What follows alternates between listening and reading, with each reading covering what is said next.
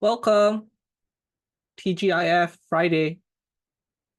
So this guy was saying something about small cap European stock. I I don't really look at European stocks because I have no access to it, but I'm not sure if my current IBKR account have any access to European stock or not. In fact, I have only access to Hong Kong, Singapore, and US now, but I can ask for access to like Japan, European, especially the France and the Italy and the German stocks exchange, but most of the stuff there are like a bit hard to dig information, a bit hard to analyze also. I'm not sure what's going on over there, but we have PCE data that came out today. And the data seems quite all right. Everything is aligned with expectation. The core PCE month over month aligned with consensus. Personal income went up by a bit, just a bit, and then personal spending went down slightly. The price index 0%. But the important one is your year over year. Okay, the year over year PC and the year over year core PC is around is meeting the consensus 2.6 okay, but it is slightly lower than what it was previous month. So to kind of like recap back, right, this is the SEP, the summary of economic projection that Federal Reserve sent out in June to 2024. So if you look at the PC number, right, the expectation for 2024 is 2.6. The core PC expectation is 2.8. So we kind of like meeting the expectation already. In fact, the core PCE is below the expectation, so it should be good news, right? It should be good news. It may put. I mean, this could be the ground for Federal Reserve to cut the rate but I don't really think they are gonna cut in July. Most likely they will cut in after July. When's the next one? After July is September. Yeah, I think most likely they are going to cut in September. If they will cut, right, they will do a September, November, December cut. Most likely July, they're going to wait and see for more data as per what they usually say. Okay, and based on the statement also, based on the statement that they put out, right, they are not looking to cut in July. So that one is very, very obvious. You can actually see here. Committee does not expect it will be appropriate to reduce the target. So it will be, this is future tense, okay? They are talking about the next session to reduce the target range until you gain greater confidence and blah, blah, blah. But what is kind of a bit funny is how the market responded. Okay, market actually went up, then after that came back down. So this is for the Nasdaq, but I mean on a bigger time frame, it's a very minor movement. Okay, it's like a tiny end bite. So you don't have to like look so deep into it, read so deep into it, like wow, how come go up then come down? Wow, the data fake the smart money trying to play us, don't need to do all those stuff. Just it's just a noise movement, I feel. And also usually PCE data tend not to have a big impact on stock market prices, mainly because, right, stock market move a lot on CPI data. Because CPI data come out first. CPI data usually come out on the second week. Then by the time the PCE data come out, right, the market already responded because PCE and CPI, although the calculation method is different, I mean they are trying to measure inflation, so most of the time they seems to be similar meaning to say if the CPI drop, most likely PCE also drop. If the CPI recover, then PCE also recover. It's always the same okay. You will never have a situation where one recover, one drop. That one most likely will never ever happen okay. So that's the reason why when we come to PCE data, right, the market don't really respond a lot. But when it comes to CPI data, it tend to respond a lot higher a lot more volatile let's take a look at S&P also. Let's see how S&P responded. I think also similar lah. Okay, I think also similar. Went up then came down. But one thing for sure is UJ is coming back down. UJ is coming back down based on this CPI news lah. Okay, so it kind of like briefly hit 161 a bit, and then after that it came back down. So my UJ stop loss is actually at 161.5. I almost barely hit, and then it start coming back down. Okay, so for those of you who don't know how I trade forex, I don't. It's similar. It's very much similar to how I trade stock. There's no technical at all, nothing. But I mean, I will sort of look at resistance level, all this kind of stuff lah. Okay, but I don't use technical analysis to sort of time my entry or make decision whether I should trade or not. No, it's mainly based on macroeconomic factors and incoming catalysts and all this kind of stuff lah. So mainly, I do hope that going forward, this could be the top. And then perhaps in the coming months, maybe Japan can do something about it lah. Okay, so now this UJ chart is from City Index. City Index is the data provider. So since City Index is not here for a very long time, right? You can see the data goes all the way back until 2014 only. But if I were to get the actual data, right? US JPY from ICE, you can see it goes all the way back to the beginning of time, okay? All the beginning of time. And in fact, we are kind of hitting the high at 1990 there, okay? So this also similar. The Bank of Japan intervened during this period and also in the year 1999 period. So I'm hoping the intervention will come in sooner or later and then things can go down. Okay. So and my forex trading time frame also a lot longer. I don't scalp and run. I'm not happy with like 100 pips or like 30 pips, 40 pips, that kind of nonsense. Okay. Normally I will hold the trend until like something changes lah. If things goes in my direction lah. If let's say it goes up and hit my stop loss, then of course I will get out of the trade lah. But I will try to look for any kind of future entry again lah. Okay. So that's on the UJ front. So I have actually set up a channel for forex also. So under forex, right? Oh shit, how come it should be in the UJ. Later I will delete all this. So if you want to discuss forex, go into the respective thread. Okay, so all the UJ should be in the UJ. So there's a reason why I only put up UJ. I didn't put up any other pairs, mainly because I'm focused on UJ right now. And it is because I am studying Japan economy and US economy. Okay, US economy, I'm pretty much somewhat familiar already, but Japan economy, not so much. So I'm trying to understand how Japan economy works with a greater understanding. Okay, so how you trade stocks, right? Even for stock market, looking at different nations and different economy, the way you have to trade is very different. For example, the US economic system is very different from China economic system because US is a consumer-based economy. And majority of the GDPs are coming from consumer spending, and US is highly leveraged, also highly leveraged in the sense that consumers don't really save money, and in fact they are on very high credit, and because of that it fuel the country's GDP by quite a large margin okay, mainly because of the consumer base style that it is being fueled. And if you look at China on the other hand is very different. China is a more of like a government-backed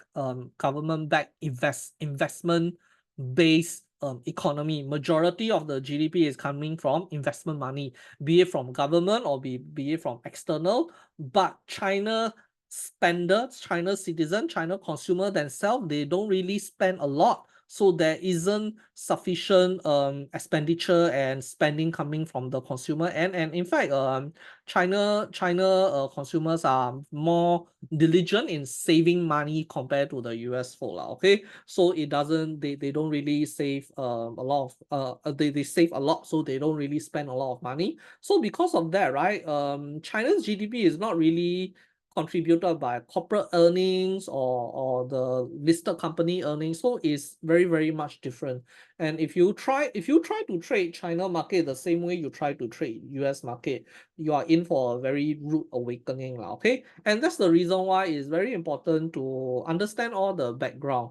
And same thing for US, Japan, this UJ Forex pair, right? In order to understand this pair better, I do believe that understanding the Japan economy better is one of the important step that you have to take, because Japan, much like China also, initially, right, many years ago, they are a investment based economy where they start to build up a lot of factories, a lot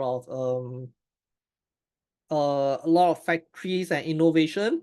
But one thing Japan failed to do was they failed to switch to a consumer-based economy. And because of that, Japan citizens, right, much like China citizens also, they are not willing to spend. And in fact, Japan try very hard to encourage the citizen to spend by going zero interest rate or even negative interest rate, punishing anybody who are trying to save, but it just kind of make things worse. So Japan is like a very good example of what an economy can become if you fail to transition from a investment-based economy to a consumer-based economy. And that is where US actually succeeded. They managed to transition properly. So unfortunately for China, I am thinking they may be down the road where Japan actually went in the past, the lost decade, okay?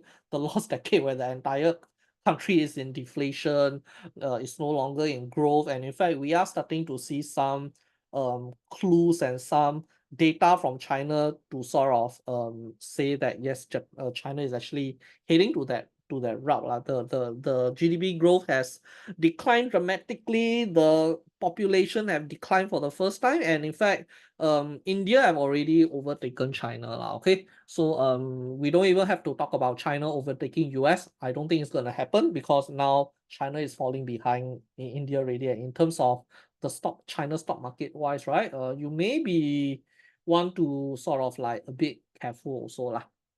So now, with all that said, right, that's why I don't really like traders who make things sounds like very easy. It's like wow, you learn one funny technical analysis, then you think you can trade every single pair out there. I don't think on a professional level it works like that. In fact, recently I was meeting up with this guy from this portfolio manager from Deutsche Bank. I met him during one of the IBKR training session. There were quite a lot of portfolio manager there also, mainly to do networking or all this kind of stuff lah. So this portfolio manager, he is actually uh fund manager that is specialized in global macro. So global macro, what he does is most of the product that he trades are actually, or not trade, most of the product that he manage his portfolio, most of the stuff he's managing are things like currency, forex currency, commodity, treasuries, and a bunch of other various government related securities lah.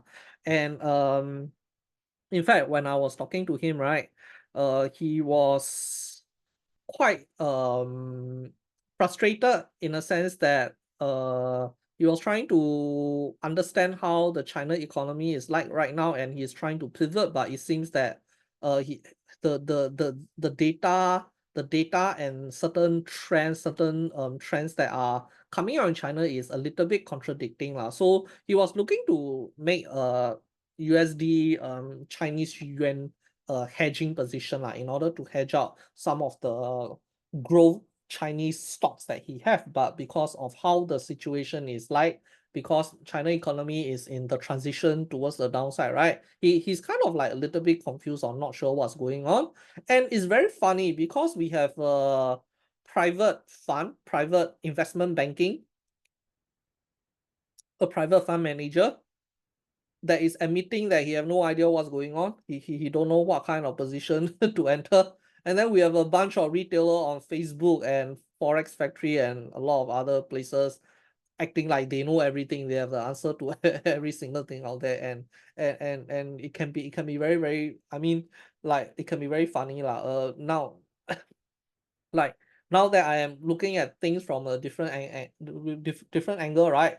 Like all the stuff that most retail trader, especially on very big public forums saying, right? It kind of become a little bit funny in the sense that like they act like they know every single thing out there like that.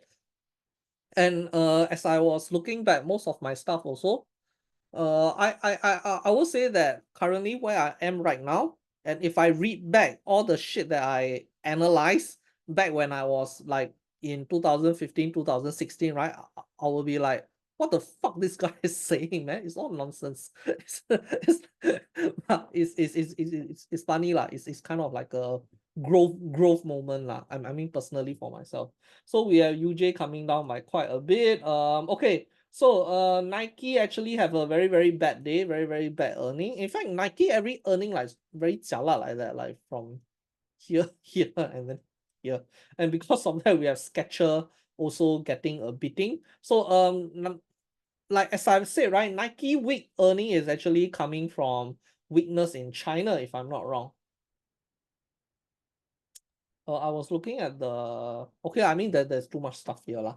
But it is coming from weakness in China lah. Okay, same thing for Skechers also because Skechers actually have quite a bit of exposure in China also. So if Nike is coming down, the earnings are bad due to the weakness in Chinese spending, right? Then most likely Skechers may face similar situation lah. And I think On Holding is also suffering a bit.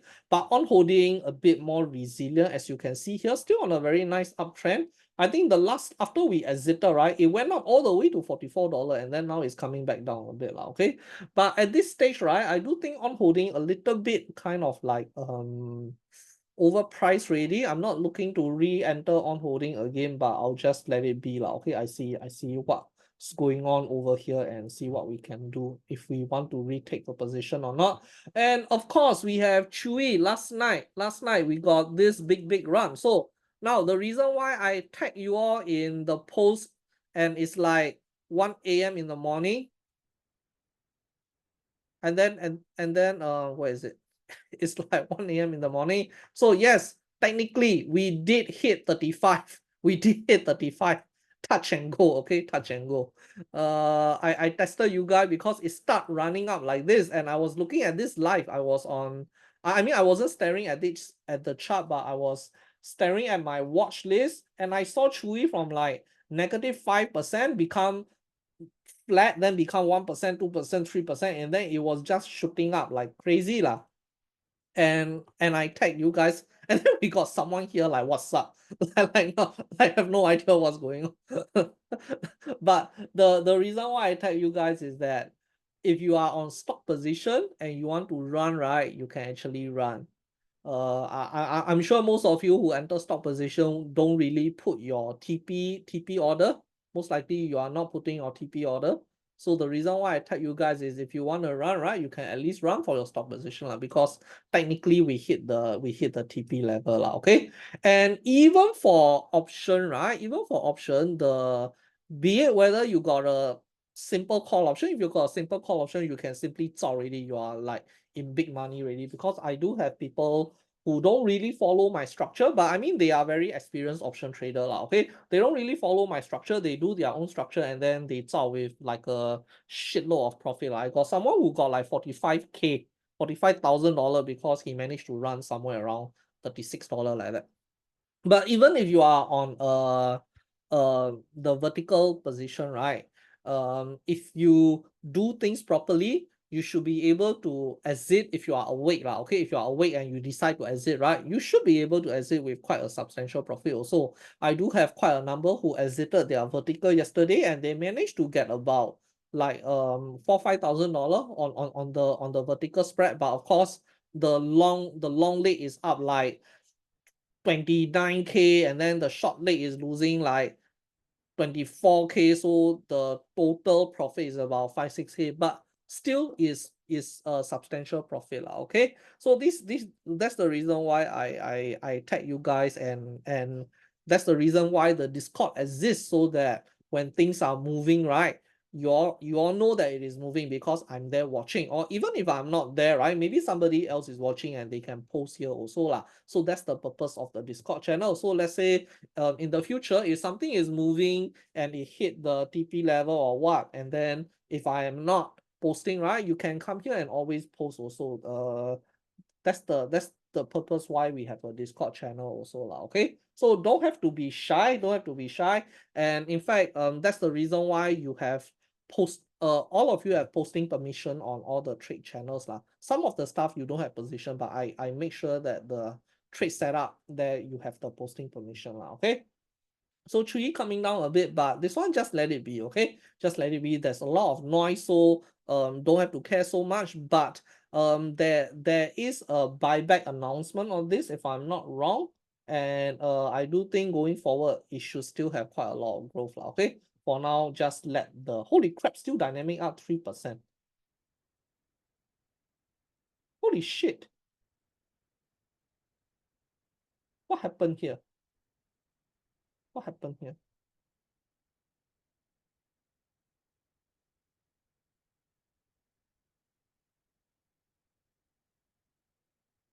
I don't like Zach. Zach always give stupid remark one.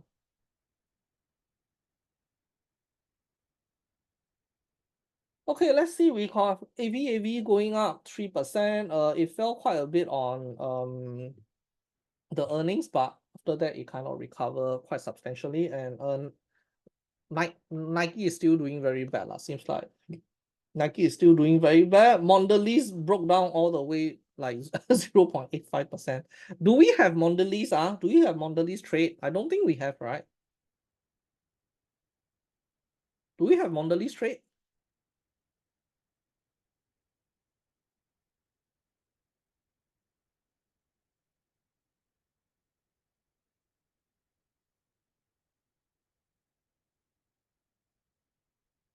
What happens here? Sorry, guys, give me a moment. Give me a moment.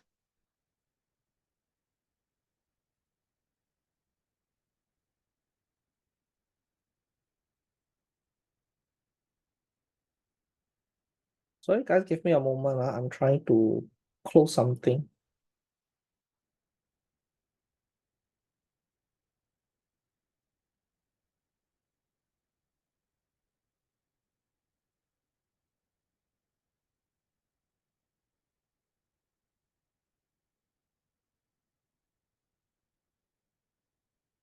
Okay.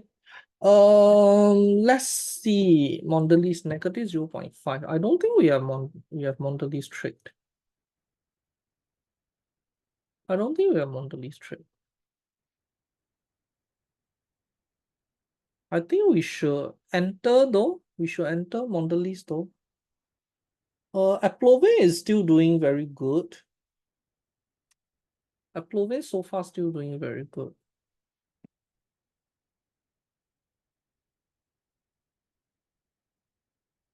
But it seems like AMR recovering a bit. AMR is recovering a bit. Pfizer actually yesterday recovered quite well. It was down, and then after that it was very, very green. McDonald is up. Hershey is up a bit.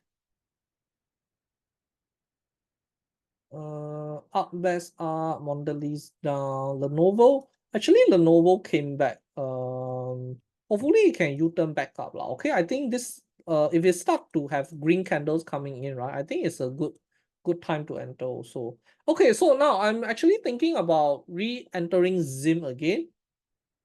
because it seems like the escalation in the Palestine, Yemen, the Red Sea area is getting back to worse lah. And I think probably not just Zim, but some of the shipping company may be able to sort of benefit from that. Yeah, the freight cost is very, very high. In fact, a lot of companies are facing higher expenses on their freight, which actually is eating into their margin by quite a bit. So that's the area that I am looking at also.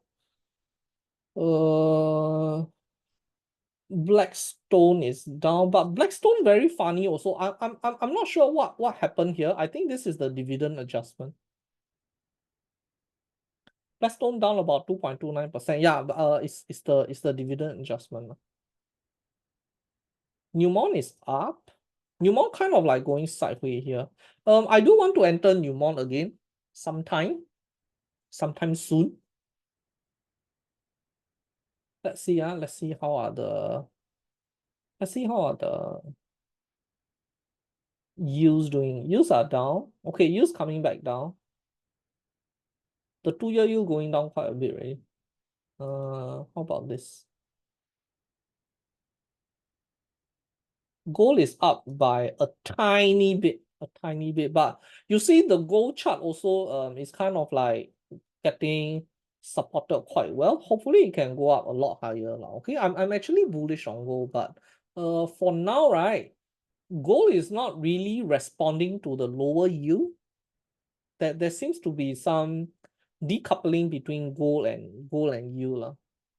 Copper is recovering after dropping quite a bit. I'm not sure whether if we can take advantage of this or not. The tech are doing so. Google down from the top, already all-time high already. Nvidia also kind of like stuck there for quite some time already lah. Apple, not here, not there. Amazon also all-time high. Is it all-time high? Yeah, Amazon also all-time high. Actually, Amazon only very recently then all-time high. Tesla is the loser lah, okay? Damn jialat. Okay, Staple, McDonald doing okay. Oh, wait, home builders. Let's see the home builders. Kind of recovering a bit. Toll Brothers somewhat flat lah. Builder First Source. How is Builder First Source doing? Drop quite steep. Home Depot also recover a bit, but after that came back now. Pooh Corporation jialat. Pooh Corporation actually break down quite big.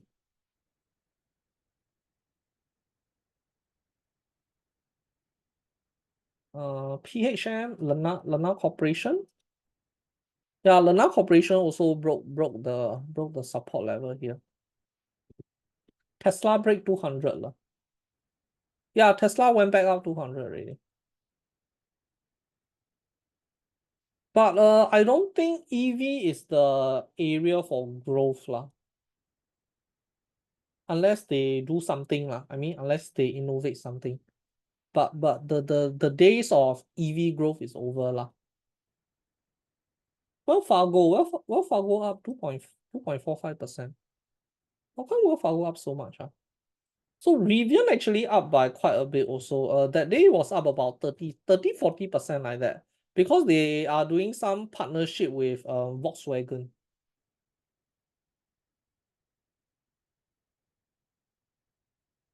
Chewy down 7%.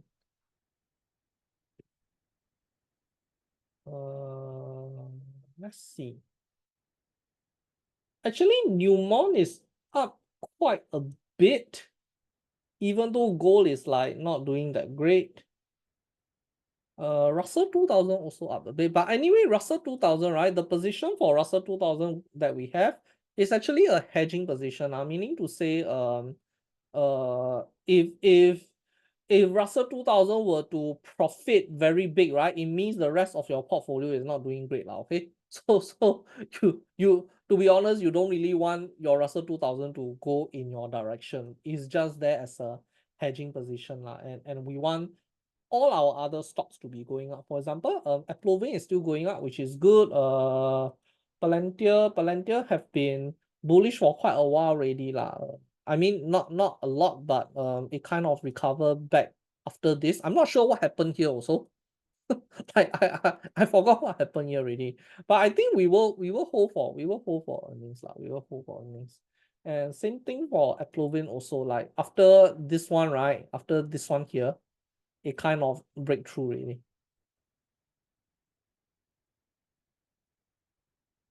Where's Mondelez? Minus 0.61. Okay. So anyway, right? Palantir still can enter or not? Cannot really lah. Cannot really lah. Like what? So there were so many opportunity to enter. If you enter here, right, is a bit your risk is very big lah. Okay, your risk is very big. I mean, the original entry was somewhere around here. And then if you don't enter there, right, then the stop loss is like here only. But if you enter now, then where do you want to place your stop loss? Imagine you place your stop loss like somewhere here like that. Then this kind of movement here, it will take you out already. Or even if you place your stop loss here, there's a good chance it can take you out also. Like there was actually one opportunity here, and there was another opportunity here also, but now it went up quite a bit already lah. And your option is going to be very expensive also. I mean, if you want to take option trade without being exposed to stop loss, right? Yes, I think that's a better choice. You can definitely chase with option, but your option price will be quite expensive lah, and you may actually end up not getting as much profit as the rest, but also risking even more. So that's something that you want to be a little bit careful. You took your profit earlier. Okay. Around what? Around $26? Around 26? Very close to 26.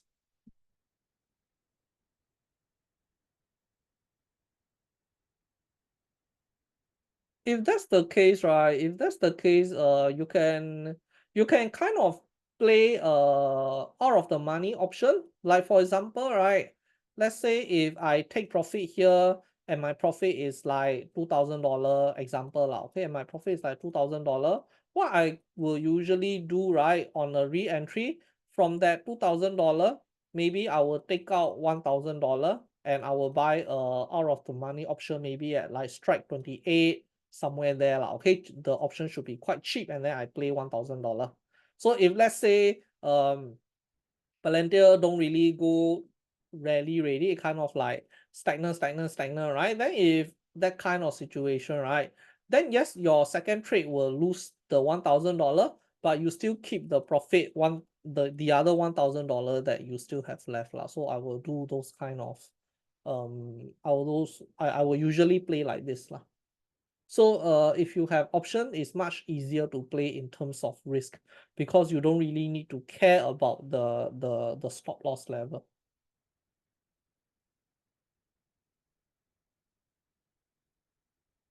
Oh, Steel Dynamic actually rallying quite big.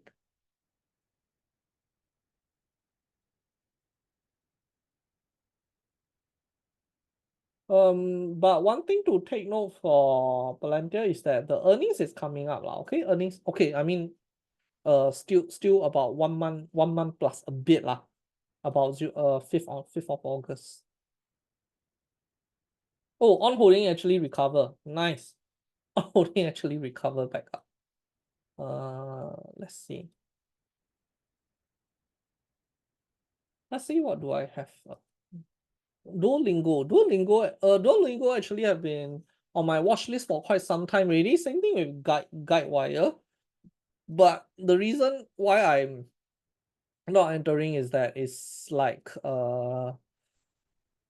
it's too high lah. It's too high. I can't find a good place to enter for all this.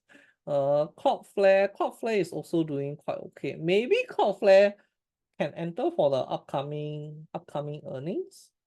Shopify also, Vertex, yeah, Vertex probably, Appfolio, Royal Gold. Hey, Royal Gold is up 1% also. Like, why are the gold stocks up? Even though gold is like not really up.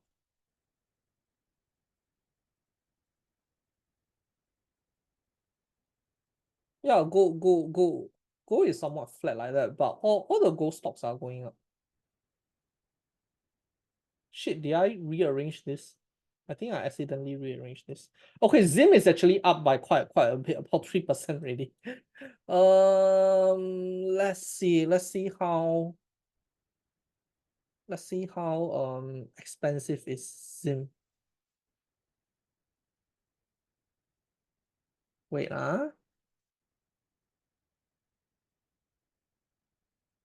oops, shit.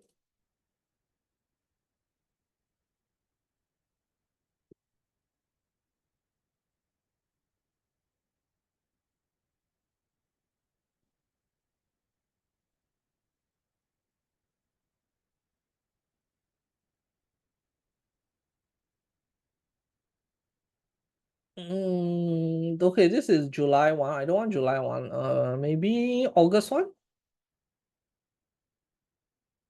August 16. Um,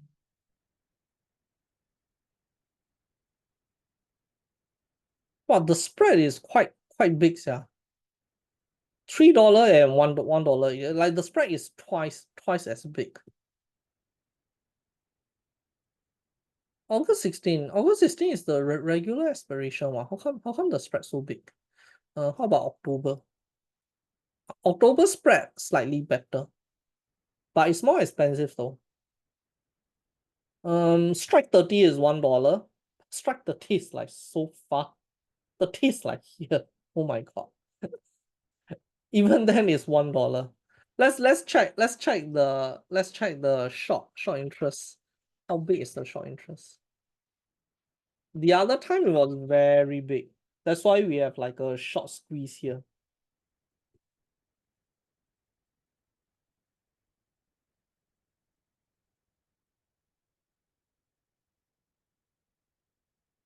The short interest actually came down substantially already. It came down substantially already. The day to cover ratio is now only two day to cover ratio. Previously it was like quite a bit. Previously it was like 6, 5, but now it's like 2. And you can also see the short percentage float from 33 become 11 already. Nah, I mean there's maybe I won't go for it already lah. Like the opportunity for any kind of short squeeze is not there already. Okay, Micron kind of recover a bit. McDonald's is red.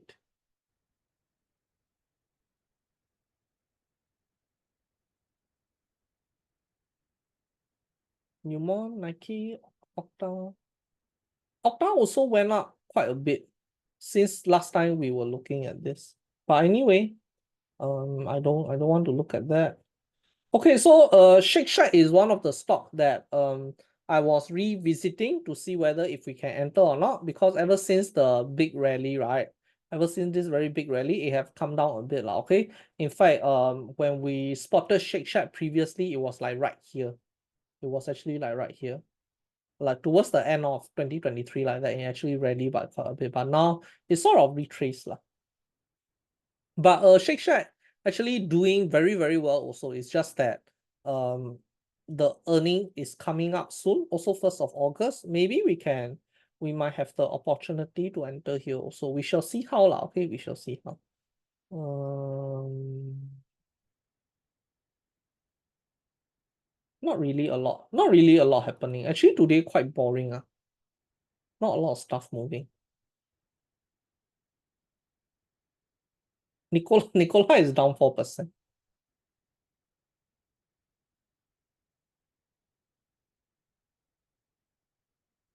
Let's say if we do a 30 long,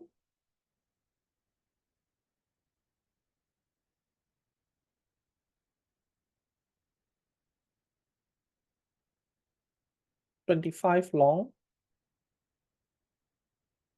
And then short 30.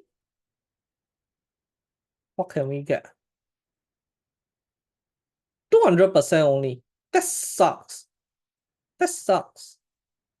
2.06. 2.06 risk reward ratio. Not good at all. How about 30? And then short the 35. 485%. But I mean, it need the stock to go all the way until 35, which is a bit hard also, I would say, without the presence of short squeeze.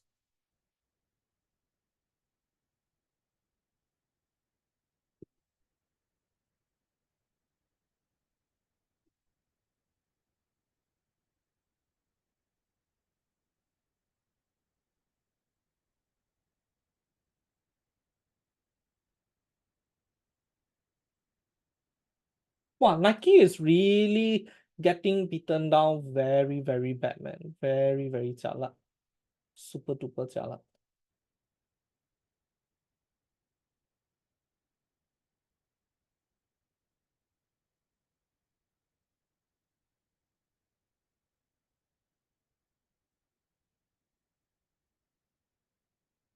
Okay, wait, there's actually a topic that I want to discuss also. Anyway, right, guys, actually for Friday session, right, my intention for Friday session will be a little bit more interactive lah. Okay, I mean, you all can listen to me talk also, but most of the time, it's not really that value added also, not value added in a sense that, like sometimes I don't really have much to talk unless something happening on the market lah, okay? So I'm thinking in the future, before our Friday session, right? Before we come for our Friday session, I can do a poll, and then within the poll, right? Or in fact, I don't really need a poll lah. Like you guys can just sort of post on Discord, like what kind of topics, is there any specific topic that you want me to talk about, that you are quite interested in hearing my opinion or what? I mean, regarding trading matters lah, okay? I mean, of course, things trading related topics lah, okay? So I'm kind of thinking of going into that direction for Friday, so that at least it is something interesting, it is something that you would like to hear also. If not, I mean, we are basically kind of like looking at what is the market movement for Friday lah, okay? And in the past, right, Friday used to be like AMA session lah, okay? AMA session as in ask me anything session lah. Ask me anything session, like you ask something, I answer, that kind of stuff lah. But it does seems like a lot of you guys, I don't know whether you all are shy or it's just how most Singapore people are. They don't like to talk. They just like to be the silent person in the corner, just absorb information, that kind, you know. Like almost any kind of talks, any kind of webinar, seminar, whatever, right, is very, very hard for not even me, but for any kind of presenter to get people to respond lah. So I think it's a very, very Singapore thing lah. So what I suggest is that maybe in the future, right, we before we have our Friday session, I can put up the Discord link first. I can put up this little link first. And then once I put up this link ready, then you all can type the kind of topics, or type in like any trading related stuff that you want me to talk about, or you want me to share my opinion on. And I think that will be a much more interesting approach lah. Chui getting destroyed today, Miss Chui. Yeah, I mean, it's normal lah. It's normal. This one just let it be. Chui is actually a very, very volatile stock also. So anyway, it's also good because our expiration is all the way in September. So we just see how this one goes. 。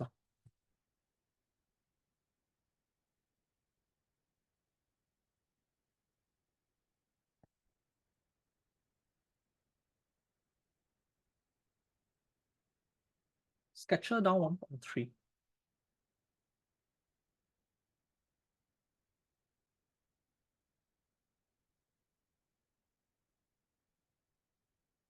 Okay, so one of the topic that I want to sort of cover today, right, is a little bit controversial, is kind of slightly controversial lah, depending on how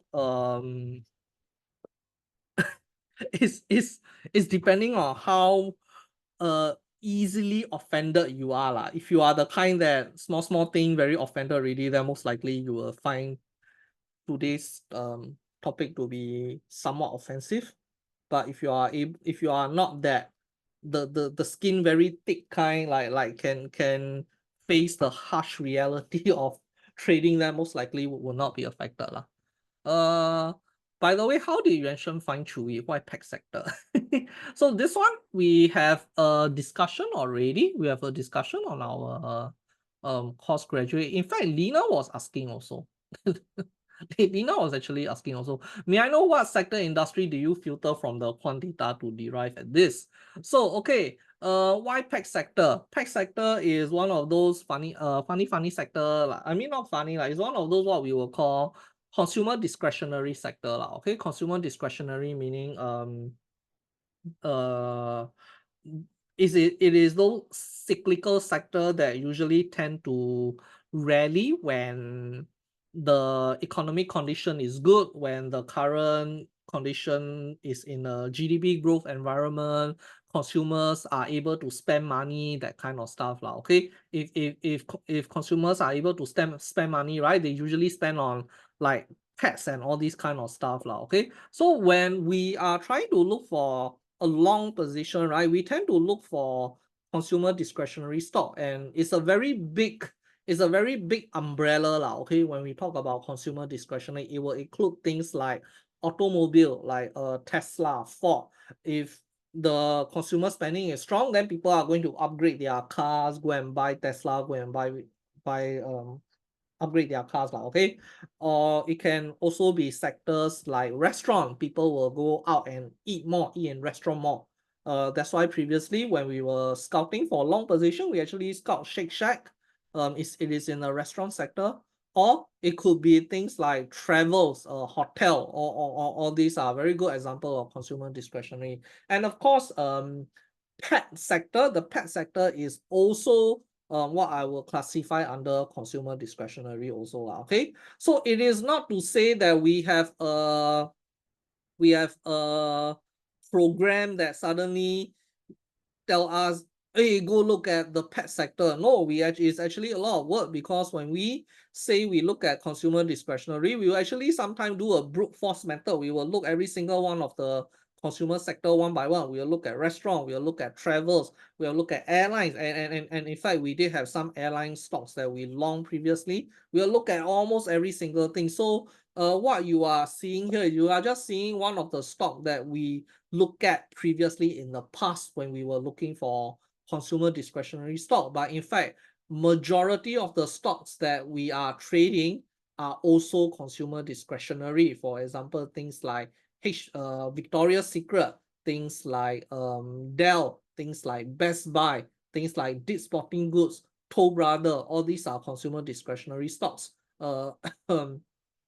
Blackstone Mortgage Trust, Apple, all these, Disney is also a consumer discretionary stock. So the Chewy is just one of the stuff that we identified very long time ago when we were looking at a cyclical stock, and it is just so happened that recently what we were trying to do is we were trying to go and look at certain trades that we have on our backlog, because the way we spot trade, we will do trade report, and sometimes not all trade report actually end up in a trade.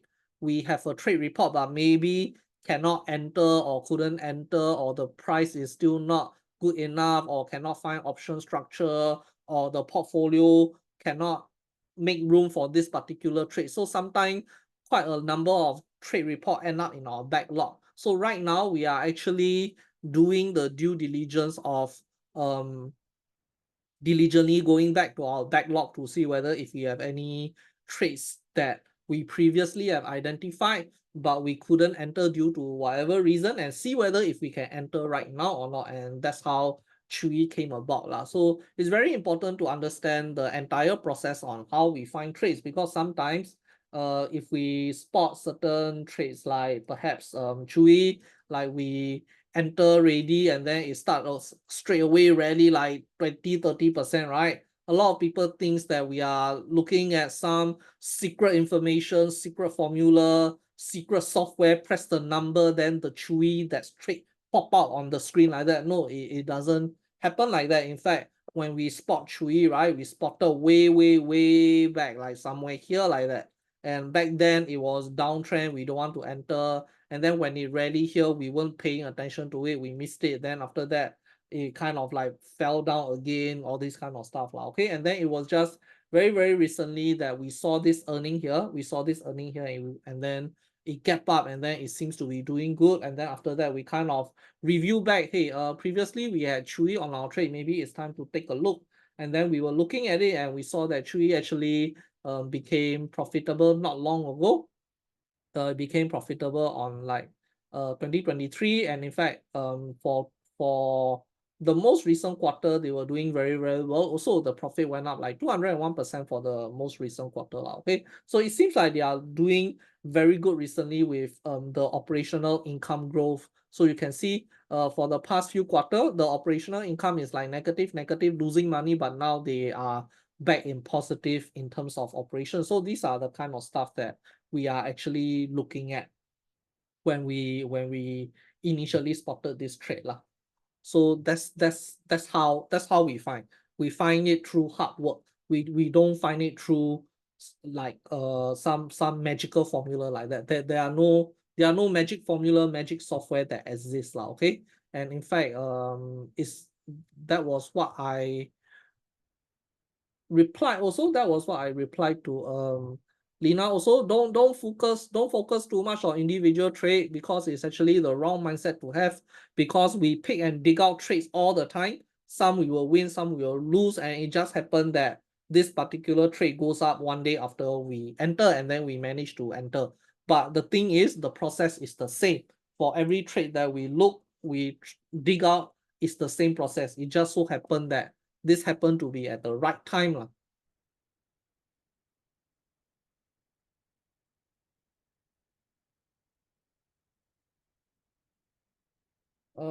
AMR going up a bit. Upbest. McDonald like don't know what's, yeah, like want to go up or want to go down, like not here, not there like that. Anything else? Steel Dynamic going very strong. Where's my Mondelez? Wow, Mondelez down 1%, yeah. Okay. Okay, so now the topic that I want to discuss today, right, is a few days back, on June 25th, I actually put up Ask Me Anything session. Okay, mainly because most of you guys don't really ask anything here. So I thought maybe the public folks might have something that they want to ask. So of course you have some funny joker lah. Okay, some of the joker comment I actually delete already. Like I cannot stand, yeah. I really super cannot stand, yeah. Like got people will ask, wow, ask me anything, can ask you donate $100,000 or not? Like wow, okay, you are the funniest guy, you win the most comedy award for you.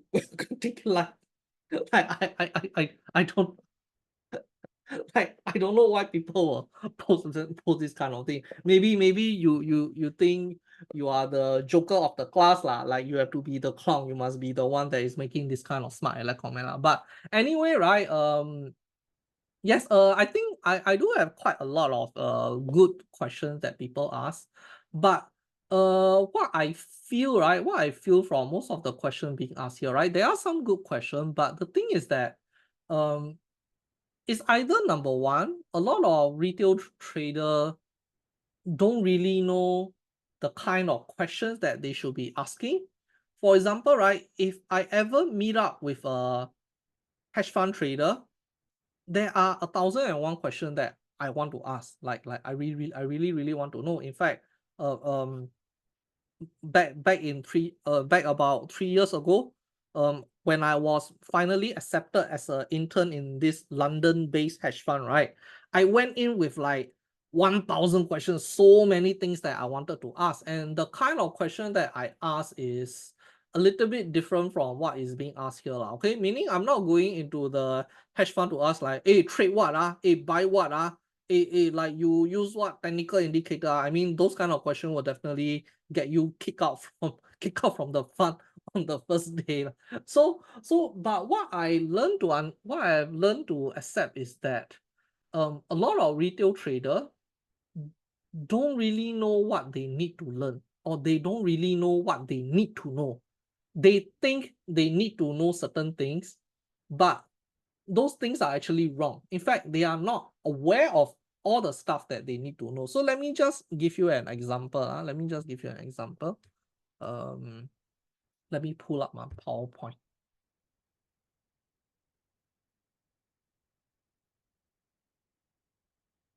Where is my lesson one? Okay, lesson one is here.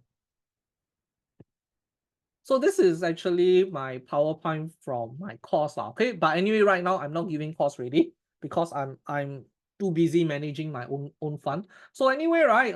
If you look at this your awareness lah, okay? I'm sure you all are familiar with this already lah. The known knowns, the known unknowns, then the unknown unknowns, all this kind of stuff lah, okay?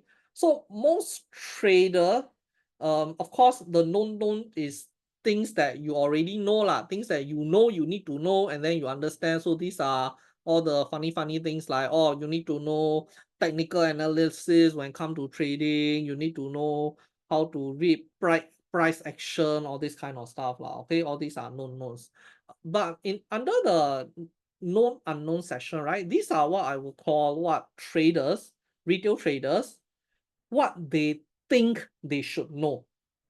They think that in order for them to become profitable, they have to know this, but they don't know yet. They know that they don't know yet, but they want to learn all this. So it is very common for retail traders to come up to me and say, hey, Zon, I don't know this. Can you teach me this? I don't know that. Can you teach me that? I want to learn this. I want to learn that. So they have a list of things that they understand they don't know. They accept that they do not know, and then they want to learn. And then they feel that by learning all this, right, eventually they can become profitable, okay? But the funny thing is that what most retailer think they should know, right, is actually all not required one. It's actually all nonsense one. It's not the stuff that they need to know to become profitable. And in fact, majority of the things that a trader should know is actually under the known unknowns lah, okay? Sorry, it's not the known, it's under the unknown unknowns. It's things that you are totally not aware of, things that you have no idea you should be learning, things that you have no idea they exist in the first place, because if you are not aware, how you should know whether you need to learn them or not? You have no idea. You don't even know that they exist for you to accept that you have to learn all these kind of stuff lah, okay? So actually, like 90% of the things that you need to learn to become a profitable trader, right? You have no idea they exist at all. So when they try to educate themselves, they are actually doing it in the wrong way, because what they are chasing the quadrant 2. But actually what they should be chasing is in the quadrant 4. But how could they chase quadrant 4? Because they don't even know quadrant 4 exists in the first place. So if I want to do it in a pie chart, something like this, right?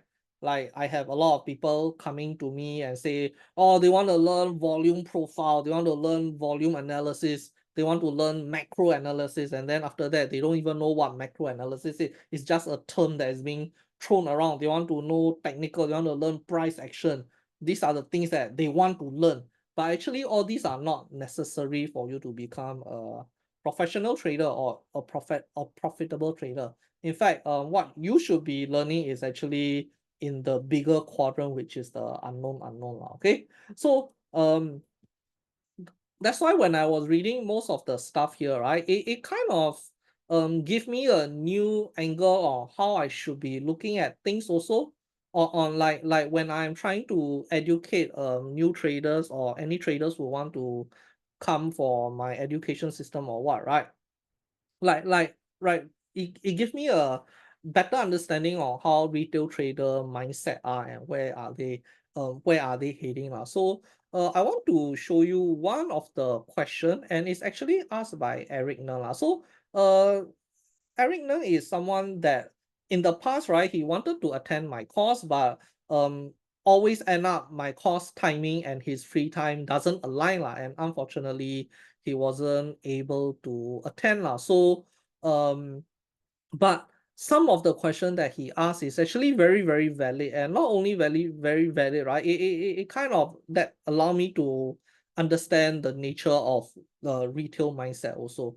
So for example, right, he was asking how to tell good training from guru selling koyo. So like okay, you want to learn trading properly, how can you tell whether a guru is a legitimate trader or somebody just yaya papaya don't know what they're doing also? And to be honest, it's a good question, but there is no good answer to that, because uh as a retail trader who is looking to learn, right, you are probably not equipped to differentiate a good trainer from a bad trainer lah. So most of the time, what a lot of retailer that I know end up doing, right, they do a lot of guru hopping. They do a lot of community hopping. Meaning I know a lot of people who attended courses from 5 or 6 different guru, and then they are in all the communities, every single community under every single guru. And then even that, until like in the current state, they are still not able to become profitable because they are just jumping around between different community and different guru lah. So it's really very, very hard to tell. It's extremely hard to tell, to separate the good one from the bad ones lah. And in fact, to be honest, I don't really think there's any good one out there from what I can see, from what I see how a lot of others are, how a lot of other gurus are teaching and the kind of materials, right? I don't think there are any legitimate ones out there lah. I mean, sure, they it's not that they are teaching the wrong stuff, they are probably teaching the right stuff. I mean, but the thing is, most of the stuff that they teach, right, you can probably learn online for free lah. So I don't think it's really worth the money also. In fact, I have a lot of people asking me to teach them option. They ask me to, so you hold option course lah, like you, and then you teach me, and then I have an option, and because of that, right, I actually set up an option course. But the thing is, my option course is 1 month long, okay, 1 month long, and it's like every weekend. So the thing is, I cannot teach you option properly without committing that amount of time. So what the most kind of questions that I get from traders who want to learn option, right? So how come your option 1 month long? Can you do like a weekend class? Just teach me the important stuff. And then that kind of question, it really sort of hits me lah, in a sense that then you are not really looking to learn option. If you just want a weekend class, right, then you are not really looking to learn option. You just want me to give you like a shortcut method, like a option screener, and then you pick this, pick that, like a straight away shortcut method lah. And that's the wrong method. And after that, most of these people, they are like, okay, I mean, if that's the case, then if they can't commit the time lah, so most likely they will not come for the course lah. So even though I have an option course outright, I don't really do the course, or in fact, I prefer not to do the course. And when people ask me, or when people register, right, I will tell them, you go and see YouTube lah. Because there are seriously, if you are talking about learning option, there are seriously enough information on YouTube that you can just learn from YouTube. In fact, you can OT someone. In fact, a lot of videos on YouTube, right, they are very good. They actually put in the necessary production value. Like some of them have all the charts and all the diagrams do until very nice, and you can actually understand them very, very simply. For example, Tasty Trade have quite a lot of option videos that are very, very good. So it is this kind of situation that I encounter, where in order for me to teach option or even teach trading properly for that matter, right? There's no way I can do it in the way how most retailer expect. A lot of retailer think they can come for a 12-hour course and then they can be profitable already. It's never ever going to happen, because you cannot shortcut trading like that. And that's the main conundrum that we are facing in this environment, in this retail trading market, where we have a bunch of retail trader cannot put in the time. And if there is somebody who truly want to teach them the right way, they don't want to learn because it's simply too much time, too much commitment. They cannot learn. And then because of that, right, what you have is you have all these gurus who promise you can learn trading in 5 minutes. Every day you spend 10-minute analysis, you can be profitable, who is giving them what they want, because that's what retailer want. They want shortcuts. They don't want to put in time. They want instant profit. So because that is the kind of thing that retailer want, right? That's why you have a lot of these fake gurus selling all this fake nonsense stuff, because retailer ask for that. They want that.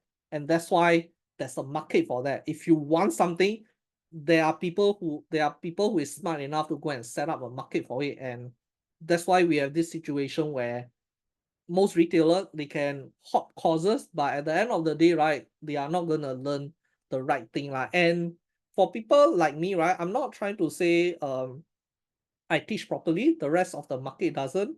But I will say that for those who actually come for the course, right, who come for my personal course, I think they can attest to that. They can attest that the kind of things that I'm teaching is very, very different from every other courses out there lah. And in fact, right, it become very draining. It become very draining for me to teach, because not only I need to teach, right, I need to also change the mindset of retail trader to let them know that what they are thinking is actually wrong. Is you can never ever learn trading with a software or some kind of a scanner or a screener or some kind of shortcut method or some kind of, or just look at technical and then you can profit already. Like that process of changing their mindset and getting them to learn the proper way properly, right, is actually a very, very hard thing to do. And that's why, right, even right now, even when I have lots and lots of messages asking me, Zor, when is your next course, I don't really want to do a course because it is simply too draining. And that's what I actually learned from most people who do trading the professional way. I do have a lot of retired hedge fund managers who try to enter the education industry, trading education industry. And after they enter for like 1 or 2 months already, right, they quit because they face similar problem as me. Because the thing is, in the education industry, for every 1 or 2 legitimate traders, there's actually 10 or 20 or 100 of all the gurus who don't really trade. Maybe they are brokers or they are just content creator, they are influencer, but they don't really trade. But the thing is, they know how to package the product in a way that retail, like, is something that retail trader wants. And what retail trader want is instant profit. Learn trading in 10 minutes. You only need 50 minutes a day. That's the kind of things that retail trader want. And on the other end, those who actually know how to trade, but they don't have that kind of presentation skill or the kind of like influence, right? Like, it's very hard for them to compete in the environment, and they don't really want to compete also. Like, why the fuck do you want to go and teach all these people when I'm already profitable? Which is why there's always the question of, if you are profitable, then what for you want to teach? And of course the answer is always yes, we teach because there's additional income. I mean, if there's additional income, why don't we want to take it? But there will be a point where this additional income is not worth the effort. It's simply just not worth the effort to go through. So this Mr. Eric Nen, so he was asking this lah. Okay, so I mean my answer is not really a good answer. I can tell you my answer is really a bad answer, because a true answer, right, is what I just told you guys. The true answer is what I just told you guys lah, which is a very long-winded answer lah. And I'm not gonna write that long-winded answer here lah. Okay, so but I just write something that is serviceable. So then he replied something very interesting. Many like to cherry pick winning trades to show participant. If they are able to show losses too, then lend more credibility to what they teach. But then again, who will want to learn from losing teacher? Ha ha ha. Which is true. And that's why showing profit is actually the best way to get people to sign up, even though that's not the right thing. Everybody knows it's not the right thing, but still it works. It simply works, because I can actually tell you from my Patreon data also, on months that I show a lot of profitable screenshot, a lot of money making screenshot, right? I actually get a lot of subscribers. my subscriber count will spike. And those months that I don't post any profit screenshot, right, it doesn't spike at all. And that's the reason why I created this. Okay, that's the reason why I created this in the public area, so that whoever not subscribing, they can see and then they can subscribe. Okay, so it's actually true, but it's something like sex sells. There's a saying, sex sell. Yes, I mean, it's not a good way to market something, but if everything else fail, right, that's the way to go. That's actually the way to go. You just throw one model showing some skin, like doesn't matter what kind of product you're promoting, you will probably get a lot of views lah. Okay, but anyway, right, and then he gone to say that aside, I don't think enough of these courses deal with the psychological aspect of trading, i.e. all the lesson look backwards, see how indicator or TA performed previously, but none talk about real-time moment leading up to placing the trade. So he thinks that the real-time moment leading up to placing the trade is the psychological aspect, and he thinks that this psychological aspect is very important, and he don't really encounter any gurus or any educator who teach the psychological aspect. So this is what I will call the known unknowns. Okay, this is what I'll call the quadrant 2, known unknowns. So this guy, he thinks that psychological aspect is a very important part for trading, and then he feels that it's something that he need to learn, and it's something that nobody is teaching. He need to learn the trading psychology to sort of become profitable trader. And in fact, right, if you go and Google trading psychology, there's actually a lot of courses out there on trading psychology. And why do you think there are a lot of trading? Why do you think there are a lot of trading psychology courses out there? Is because there are many retail trader like Eric here who thinks it is important. And if there is a demand, there will be people who come up with the supply for you. Oh, you want this, right? Okay, I'll give you that. But whether or not it contributes to becoming a profitable trader is another question lah. So my reply to him was that psychology isn't as important as what many retailer makes out to be. It's actually a very retailer thing lah. So in my times with majority of the hedge fund folks, right, even right now I have a community that is with all these current hedge fund trader who are still active in the current market, or retired hedge fund traders lah. And during our discussion, right, there are very few topics that we don't discuss when we are trying to sort of have a brainstorming session, all this kind of stuff. Okay, there are quite a number of things that we don't discuss at all because it's not even a factor. And one of them is psychology. There's no psychology involved. There's no trading psychology involved, because if you learn the right thing, if you have a proper risk management system, if you have a proper process, right, there is no room for this psychology to come into play lah. Okay, and the second thing we don't ever talk about, in fact, the reason why we don't talk about that is because it's not even a thing, it's not even a major criteria to our trading process. Is actually technical analysis.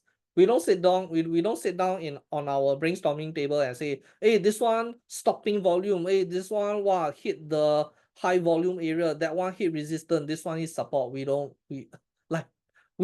even talk about that. So most of the time, the kind of topic that we tend to discuss is catalyst. Catalyst is the most important, and in fact is the biggest topic of discussion, because yes, we talk a lot on fundamental. We are looking to see whether this earnings something can go up and what are the things that can cause it to go up. So that is catalyst. Do we have any sufficient catalyst for the upcoming earning? Let's say if we are looking at Micron, do we have sufficient catalyst for Micron to go up or go down, downside, upside? Catalyst is one of the most important discussion that we actually talk about.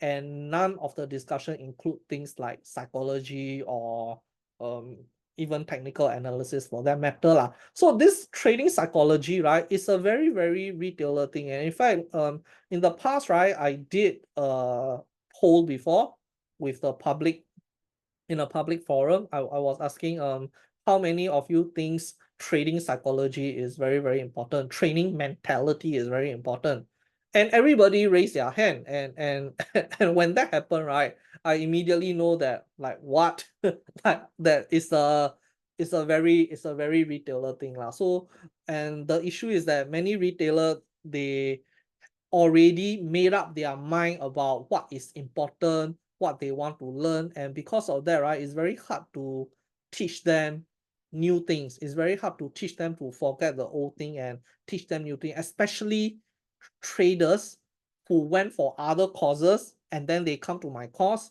And then because they are already paid money for all those previous courses that they went, right, it's very hard to tell them that, hey, those thousands and thousands of dollars that you spend on other courses, right, is actually waste money one. It's very hard for me to tell them that, and it's very hard for them to also accept that. And it also kind of breaks my heart lah, to be honest. It also kind of breaks my heart where I have people who came to my course, sit through the entire 3 months, then after that they don't really contribute, or I mean they don't really not contribute. I mean, I don't expect anybody to contribute, but they don't really take part in the post-course activities like finding trade ideas, looking at macro, this kind of stuff. And then I will see them in other guru group, and then they are asking for what to trade, they are asking for trade calls.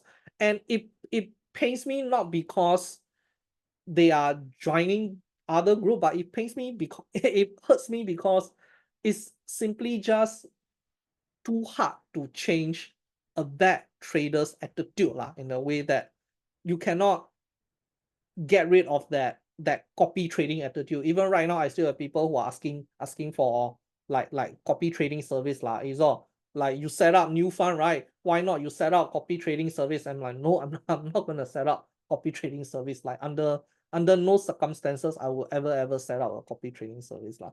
So this is one of those situation lah, where I realized that actually most retail trader don't really have like a good idea of what they are required to learn. And even personally for me, when I started learning the right thing really, it was a very tough process, and it's very hard to get rid of all the bad habits that I used to have in the past. And I will start to question, is like, yes, in the past, if I use a simple TA, simple price action, I can still make profit. I can still make profit. What for I need to spend 3-4 hours to find one trade? It's stupid. Like if I just spend 5 minutes, look at charts, within the 3-4 hour, I can find 20 trades already. I can make 20 entries already. And in fact, I can even earn more. And that's actually not wrong. That's actually not wrong. When the market is in an uptrend, right, you can just whack everything. You don't even need any analysis. You confirm profit one. So why on earth will you spend 3-4 hours? And the thing is that those 3-4 hours that you spend, right, it actually build up your knowledge. It actually build up your knowledge on all the fundamental aspect, all the business aspect of the company. But not only that, right, it will make your trade more consistent going forward in the long run.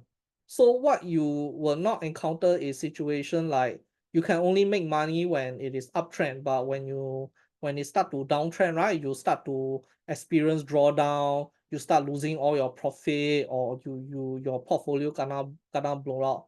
But all those hours and hours and hours that I invested in finding one proper trade, right? Those hours actually build up and can survive all sorts of I would say market movement lah. So I can show you something. Let me show you something. This is my issue. Where did you go?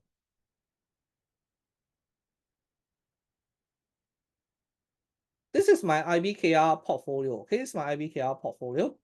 You can actually see my total value of the portfolio is 223,000 USD lah, okay? And for today, right, it is actually down $2,000. So yesterday it was 234,000 like that lah. And the thing is that when Micron earning came out, right? When Micron earning came out yesterday, my portfolio actually went up. My portfolio, my total portfolio actually increased, even though Micron gapped down a lot. So where's Micron? Okay, you can see Micron is losing about $3,000 here. Micron is losing about $3,000 here. But yesterday when Micron gapped down, my portfolio actually was net positive because there were other trades that is making a lot of profit.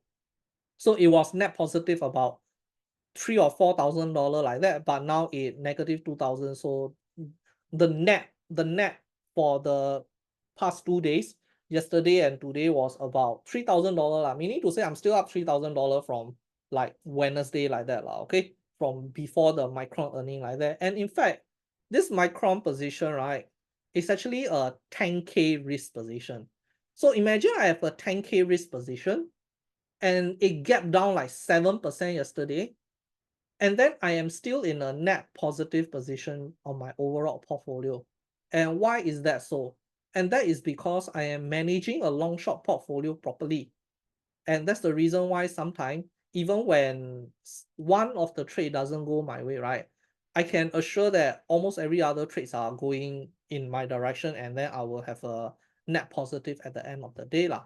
So what if Micron were to gap up in my direction? Instead of gapping down 7%, right? What if Micron gap up 7%, 8%? Then I will profit extremely big from Micron itself. It might put my portfolio to 240,000 like that, and I will be able to take advantage of that big profit from Micron lah. So there are two reasons why my portfolio didn't go down so much, even though Micron actually gapped down. And the two reasons is that, firstly, right, the overall portfolio beta is somewhat neutral lah, meaning to say that if let's say Micron were to have a negative day, right, then I will have a lot of other short position that will actually give me quite a lot of profit. For example, yesterday my AMR was actually up significantly, because if you look at AMR, right, AMR yesterday came down quite a lot also. Okay, AMR came down quite a bit recently lah. And also I believe Toll Brother recently also came down quite a bit. Okay, not Toll Brother, but what's the other one? Hershey was actually doing very well because I actually kept the assignment and I got the cover call and the cover put, and that cover call and the cover put, right, is actually getting me close to $1,000 in time decay almost every day lah, based on how it is moving lah. So because of that, I have a lot of buffer on my other position. And another thing that actually prevented me from losing a lot of money from Micron loss, right, is actually because of the structure. Because we have a October long. Because of the October long, right, the long leg doesn't really suffer from the IV crush. Because if you look at Micron trade, right, if you look at the Micron trade, I posted previously that here, the expected volatility was 14.9%, meaning close to 15%, okay? The expected implied move was about 15%. But on the day of the earning, Micron actually only moved 7% down. And in fact, it was like roughly about 3%, 4% down. Towards the end of the day, it was 7% down. So the actual movement was half that of the implied move, meaning to say there was a severe IV crush on the short dated options, which is our short leg. Our short leg actually got IV crush, but IV crush is actually good for short leg because you are actually shorting, you get money from that IV crush lah. But because our long leg is actually all the way until October, right? The long leg doesn't suffer IV crush. So because of that, because of the diagonal structure, because of our long leg is like so far out the expiration, it doesn't suffer a very, very big loss, even though the risk that I'm taking on Micron is about US $10,000 like that lah. So there are two these are the two factors that came into sort of buffering my portfolio, even though there's a very big sell down, there's a very big drop on Micron, and that is number one, the portfolio structure itself, number two, the option structure of Micron itself. And from here, right, you can actually see things are not that simple, you know, things are actually very, very complex on how I am managing and buffering my portfolio from all this kind of drawdown. And in fact, if you are managing a 10K or 20K portfolio, it's very, very different from managing like a 300 or 400K portfolio, because if you have a 400K portfolio, right, even if you are risking 10K per trade, you actually have a lot of cash left there, nothing to do, and you need to make sure those cash are actually working for you. So you need to do a lot of things like cash secured put, covered call, covered put, or maybe even in some treasury that will help you buffer all these positions. Okay, so it's not a simple process. And if somebody just come in and, oh wow, Micron go down because the stopping volume there, this one engulfing, then don't know what nonsense, then you have to, from a professional perspective, by looking at this kind of comment, right, it's like it's like you will not respect that person who is making that kind of comment, because that kind of analysis, that kind of person, right, they will never ever be able to comprehend or understand what is going on a portfolio level, what is going on a bigger scale, on a bigger perspective of managing overall portfolio beta, managing the neutrality. So you can see here, you can see my portfolio beta is 0.08. Okay, it's not even 0.1, you know, it's 0.09, meaning to say my portfolio is so neutral that it cannot be neutral. Meaning to say, no matter what goes on in the market, right, my portfolio is not going to be affected by any kind of market movement. And that's why you will see the swing in my portfolio every day, right? It's only about 1%. It's only about 2.8K is about 1%, 1.5%. Okay, it will not swing more than 1.5% or 2% like that. In fact, the biggest swing I have is about 5K, which is about 2-3%. So you need to ask yourself, you need to look back on your portfolio and ask yourself, if one day, like if Micron bad earning, or even Chewy going down so much, right? How much did Chewy drop? Even Chewy going down so much, it caused your portfolio to drop like 10%, 20%, right? Then that's the difference.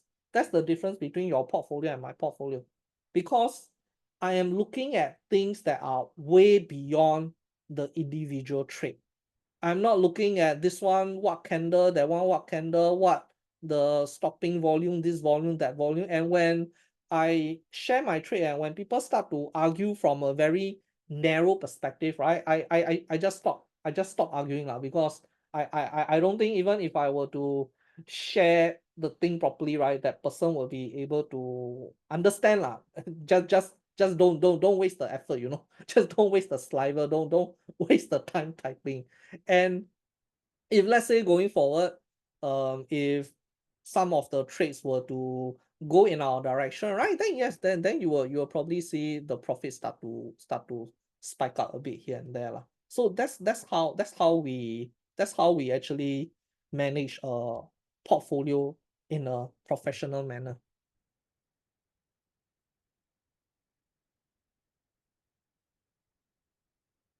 So don't sell cost, but give stock tips through member subscription. Yeah, lor, so that's what I'm doing, lor.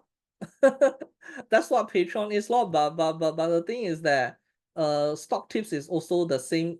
It has the same issue with selling causes lah. So what people are going to do is a lot of traders are just going to look at the stock in a vacuum. They are just simply going to look at, oh wow, this one going down, that one going up. Wow, this one the stock cannot really, that one cannot really. But the thing is that most will not know how to look at a portfolio level. And the thing is that for all these trade to work, right, you need to look at the portfolio level. You need to do a long shot.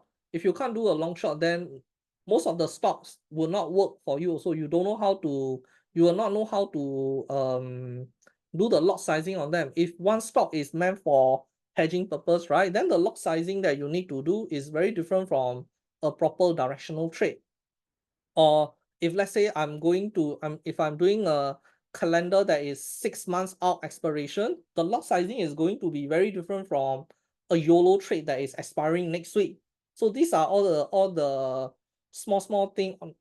I wouldn't say small, or these are the big things that most trader don't really care. Most they just want, what's the strike, or what's the expiration. These are the two things that most trader can only. And that's why when I say when I do the ask me anything session, and the kind of question that is being asked, right, is very like sort of, it's very sad. It's very sad to see like the kind of things that retail trader are looking out for is not the kind of thing that is needed for them to be profitable lah. And I can't tell them also because it's very easy for people to get offended and very defensive on what they are trying to learn also lah. How did these hedge fund people know in the first place? They have to start from somewhere. Yeah, well, of course. Yeah, I mean, yeah, they have to start from somewhere, but they don't start from they they don't start from finding course on Facebook lah. That one I can tell you lah. So I can tell you where they start from. They start from having proper academic knowledge. So when you learn option, let's say you want to learn option, right? Most people will go Facebook, go and attend some option courses, get stock tip. That's how most people learn option. But you know what is the proper way to learn option or not? Go and take your financial degree course. Go and take your CFA. That's the proper way to learn option.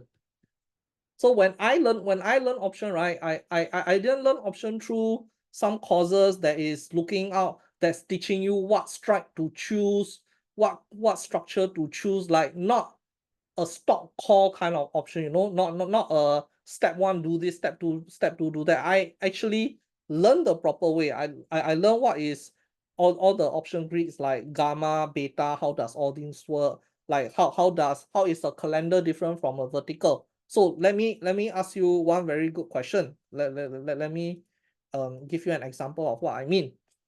Let's say I have a calendar on Chewy, long set strike 30. Example lah, okay? Long set strike 30, short set. Okay, sorry, this is not calendar, this is vertical.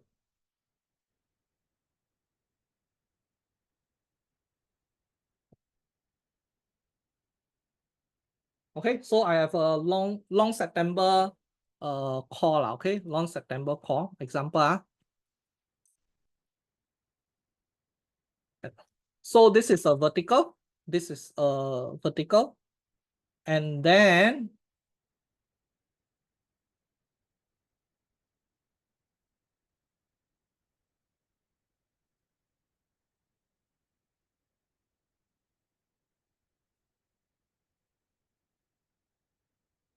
I can't move this thing, okay.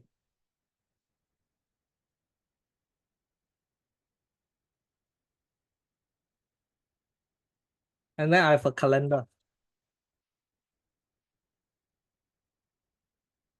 But instead of September, I have August, okay? So now I have two structure here. The strike is exactly the same. One of it is the short call is expiring earlier lah, okay? Okay, I mean, if you want to be very anal, this one is not calendar lah. This one is a diagonal. because different strike. Okay, this is a diagonal. So my question to you is that if Chewy goes to $60, which one earns more? Who can answer this? If Chewy goes to $60, which one earns more? And who can answer why? Who can give me a model answer on why?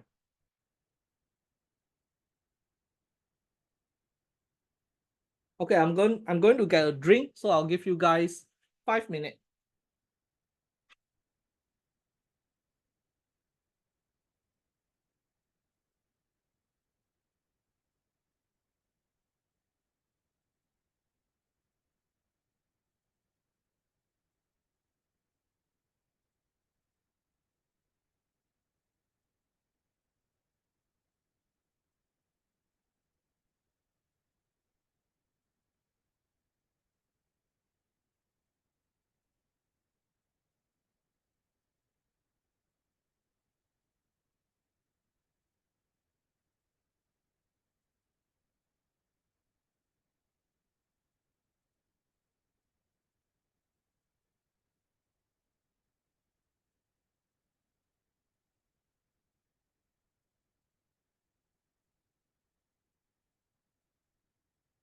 You must tell me why also.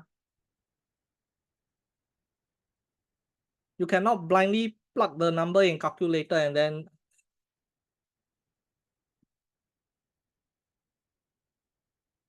Yeah, so why does the shorter expiration get more losses compared to the longer expiration?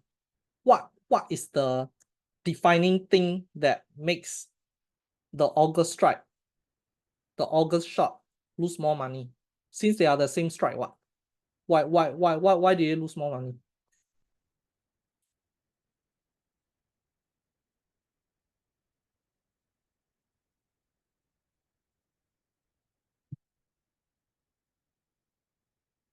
No, it's not. It's not implied volatility.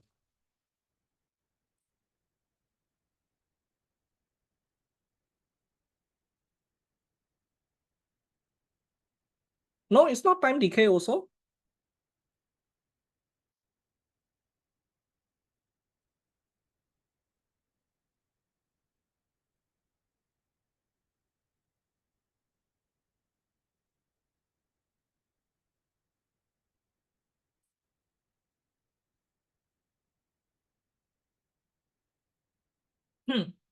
It's not time decay also.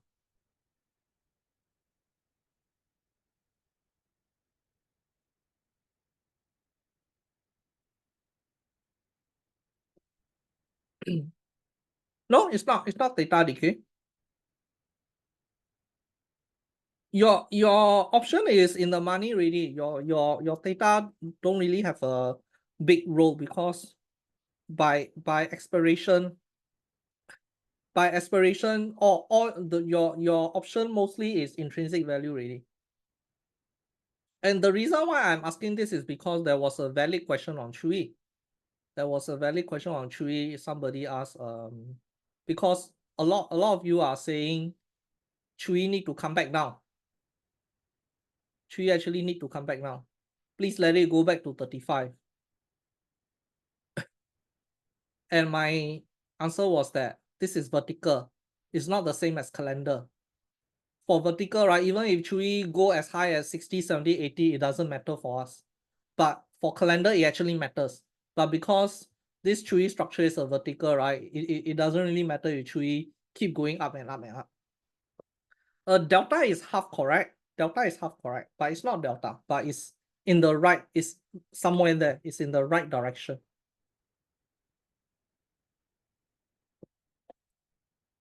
Because vertical also have delta in play, what? So if you say delta, both of them, they have the same, they are exposed to delta.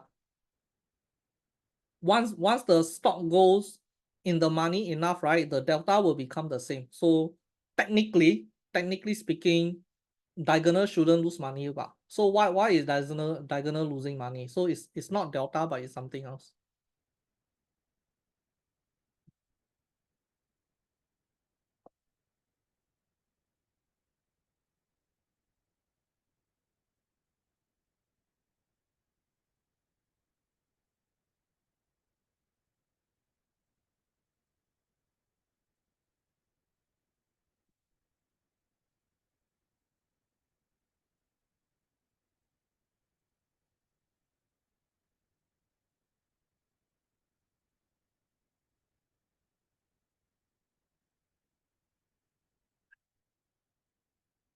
So the answer is actually gamma. It's not delta. Because gamma is higher for options that are at the money and closer to the expiration. So for options that are closer to the expiration, right, they has a higher gamma. Because they has a higher gamma, right, it is almost impossible for the long gamma to catch up to the short gamma as the option goes into the money lah. Okay, so it is because of gamma, that's why diagonal will tend to lose money. But for vertical, right, the gamma is once it goes into the money, the gamma become similar. The gamma rate becomes similar. So for every $1, the long gain, right, the short will also lose $1. So at some point, your profit will become flat. Your profit will become flat. You don't lose money, but your profit become flat. But for diagonal, it's different because the gamma on the short strike is a lot higher than the gamma on the long strike. So there will hardly be a point where your long gamma is able to catch up to the short gamma lah. And that's why, right, if you do not understand what gamma is, or if you do not understand how option prices are affected by gamma, delta, theta, and of course you have vega also, which is how volatility affects the changing of the price, then it is very hard for you to come up with a proper structure. And it's very hard for you to come up with a proper decision making on how to manage your portfolio. Because like if you feel that if you are feeling, if you have the understanding that if Chewy will start to lose money as the stock goes higher and higher, and then you go and exit, right, then most likely that's not an optimal decision, because Chewy is not a calendar or diagonal. Chewy is a vertical, meaning even if the stock is going to go up, your profit will still go up, and at some point your profit will plateau lah. Which if we reach the point where the profit plateau, then we can definitely TP ready lah. So another question is, at what point, at what price does this vertical plateau in profit? And that's the point that you should run ready. You should not hold anymore. And at what point the diagonal will start to lose money? So these are the price point that you need to understand. And if you don't have sufficient knowledge, right, then you wouldn't understand where are these price points, and you will continue holding because you simply lack the knowledge, or you wouldn't TP at that point where you already attain the maximum profit because you don't really know the knowledge. And it is not always that the calculator, any online calculator can give you a correct answer also, mainly because most calculators are not really proficient at calculating decay or calculating the gamma that is being shifted as the stocks go into ITM lah.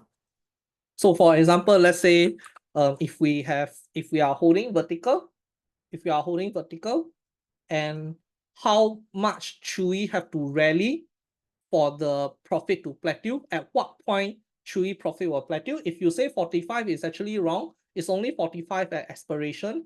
But if we are looking at today, right, then Chewy plateau point is actually a lot higher. It could be $50. So if let's say Chewy rally until $50, then the profit already plateau, right? Then we can actually TP ready. We can actually TP Chewy ready. But as we move forward, right, the plateau point actually lowers. The plateau point becomes 50, 49, 45, and eventually it will plateau at 45 towards the expiration lah. So in order to you need to understand all these in order to squeeze out as much profit as you can from vertical. And same thing for diagonal also, because at diagonal, right, at some point your short is going to lose money. So you need to prepare in advance. Like, okay, do I need to get rid of the short? Do I need to add more long? Do I need to do this? Do I need to do that? Do I want to take the assignment or all this kind of stuff? Okay. All this kind of thing you need to prepare in advance. Of course, if you are on Patreon, then you can simply wait for instructions. But waiting for instruction is not always the most optimal way to go, also because what you have in your portfolio may be different from what I have. Our capital may be very different, our risk appetite may be very different. So what makes sense for me might not be making sense for you. So my decision on whether I want to take the assignment or I want to do something else, I want to add another long, it can be very, very different from what is optimal for you. So at the end of the day, right, all my trade tips, all my trade setup, all my option structuring is based on what is best for my portfolio, what is best for me. It's not what is best for you. You can have a totally different situation. If you are holding like 9 long position, right? Then you enter Chewy, I will ask you why you enter Chewy. You shouldn't be entering Chewy. And then if your answer is, oh, because your trade comma, then that one already wrong already.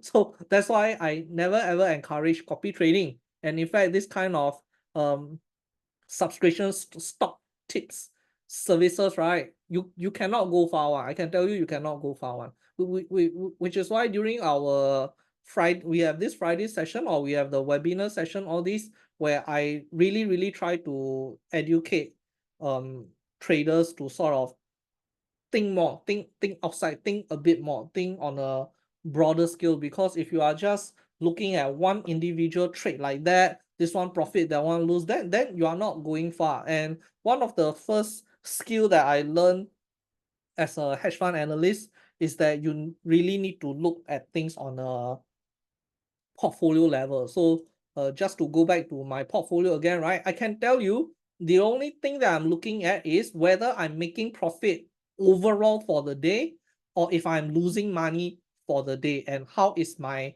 total the capital is moving up or moving down.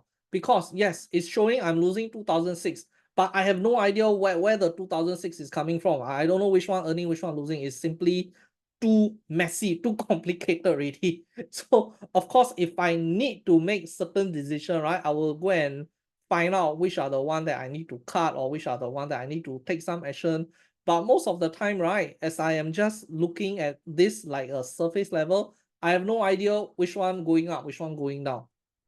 Of course, I can see a bit. I think the one that is losing money is probably AMR. AMR losing money, but the rest like minus plus. I have no idea what's going on also. So it's really a different ball game. It's really a different ball game. And if you are talking about where do all these hedge fund traders know all this stuff, right? It's from years and years of literature that we have that's being built up all the way from like when first investment banking is started. Because back then it's very hard to get into the inner circle, to the actual place where people are making money. And in fact, right now you want to be a portfolio manager in JP Morgan, I mean, like good luck to you. Like even personally for me, right? Like I will consider myself a very successful trader at a retail level, but I will not consider myself successful at all in a hedge fund portfolio manager level. In fact, within my group, I am one of the what I will consider the underperforming one. And in fact, like if you want to work as a analyst in JP Morgan or Goldman Sachs or even the second, third tier hedge fund out there, right? The requirement to get in is very tough. It's extremely tough. It's either you must know the right person there, or you must have like a really incredible portfolio performance, or you must really stand out from the rest on top of all the education that is required of you. And to think that like somebody, influencer, a broker who suddenly just give a course using some TA or whatever, and they think this, if you think these are the kind of things that is needed to be a professional trader, right? Then of course it's very wrong really. And that's why all the hedge fund trader, when they are learning the stuff, right, they are learning from those in the business, those who already know what they do. And those who already know what they do, right, they don't want to teach the retail folks because the retail folks doesn't want to learn. The retail folks only want to learn all the shortcut stuff from all the shortcuts guru lah, and that's where this vicious cycle is. Retailer want shortcuts, guru want to provide shortcuts, and guru also love to provide shortcuts because it's very easy for them to teach. They just come out with something that works for that particular market cycle and they are good to go already. And this vicious cycle is like very hard to break. I will blame both the supply, I will blame the demand as much as I blame the supply lah. And there's simply no room, or there's simply no incentive for the actual people who know their actual stuff to come in and educate, because it's not worth their time. And if you are already there learning the right thing, right, then you probably don't want to like have anything to do with that retail vicious cycle also lah. It's simply just very, very draining, extremely draining.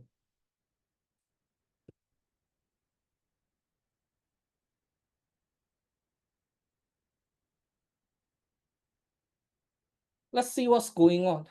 What else is going on? It's already 11. Oh my god. Yeah, anyway, right, guys, so from next week onwards, right? Next week onwards, I will put up this one early. And then I will put up this thread early lah, okay? And then you guys can sort of like type whatever topic that you want to hear for the Friday discussion lah. Like of course, no Bitcoin lah, okay? No Bitcoin, no crypto lah. Crypto is not my area of expertise, so I can't really share any useful insight. But anything that is trading related, I mean, I will definitely try to research also if something that I'm not familiar with. But as long as it's stock trading related, I think the topic should be good lah. So I'll probably set up the thread probably on Wednesday, and then you guys can start typing in what kind of topic you want, or what kind of opinion. What, like, if you want to hear my opinion on certain topic, you can type in.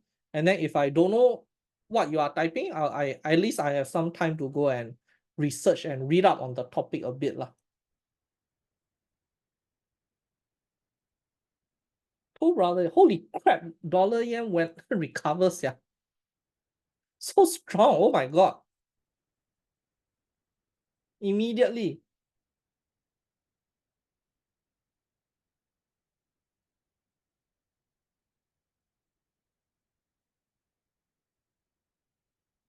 Mondelez is down quite bad.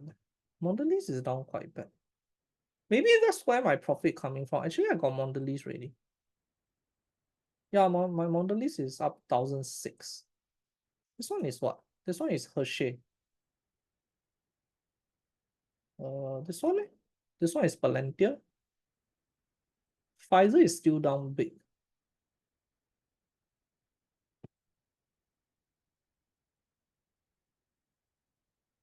Yeah, I think we should have Mondelez trade soon. I think we can have Mondelez trade soon. But mine is a very funny structure, but it worked for my portfolio lah. It's what is it?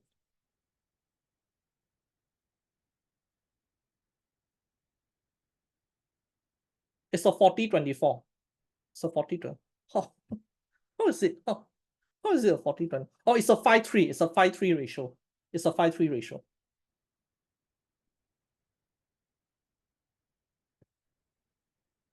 Wow, Nike is almost 20% now.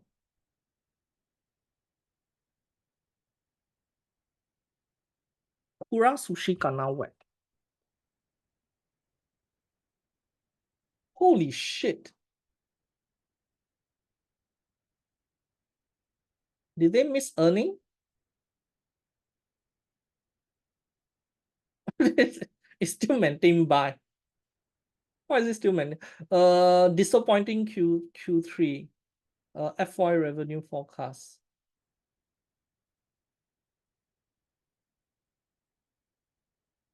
Not even earnings. Oh, they give forecast, is it? They give forecast, then it dropped. They tend to give forecast early one. That's why they all kena cut ma. Then Kura Sushi report Q3 preliminary result.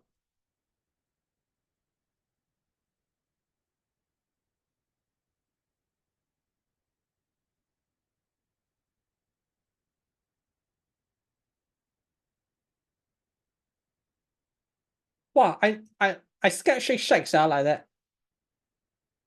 How's Shake Shack doing? It's doing all right. But this restaurant sector is a little bit is really depends on fundamental. Wait, let's check Chipotle. How's Chipotle doing?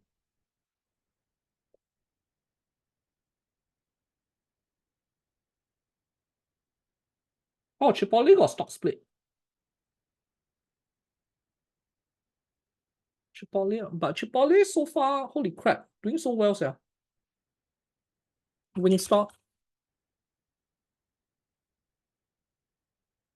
Yeah, Wingstop also doing very well. Starbucks. Starbucks kind of like recovered a bit. How about First Watch?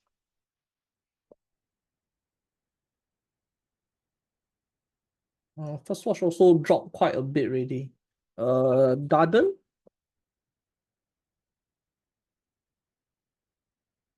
Darden so. Then the other one is PZZA. Papa John. Holy shit! What's this? Why so jialat? So you can see restaurant really very big variance. Is really depend on the fundamentals.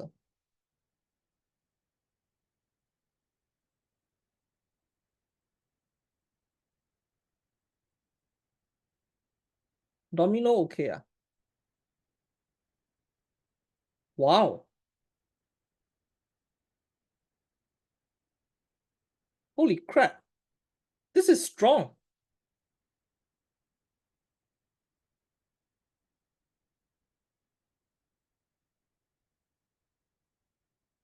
This is very strong. Yeah, I think don't need to worry Starbucks lah. I think Starbucks so far doing okay. But look at the weekly rates, yeah. Like 1, 2, 3, 4, 5, 6, 7. 7 weekly rate candle. Oh my god. Is it like the most amount of weekly rate candle? Seems like it. Okay, there's one here lah. There's one here. 1, 2, 3, 4, 5. Wow, still dynamic is really rallying, yeah.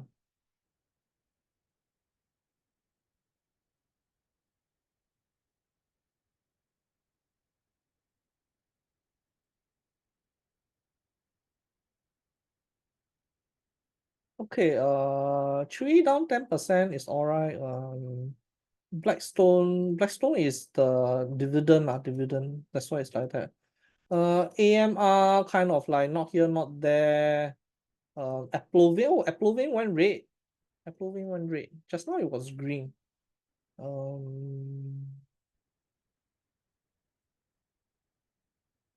Where's Palantir? Oh, Palantir is still green. Hershey is green. Oh brother, U-turning. USCN recovered.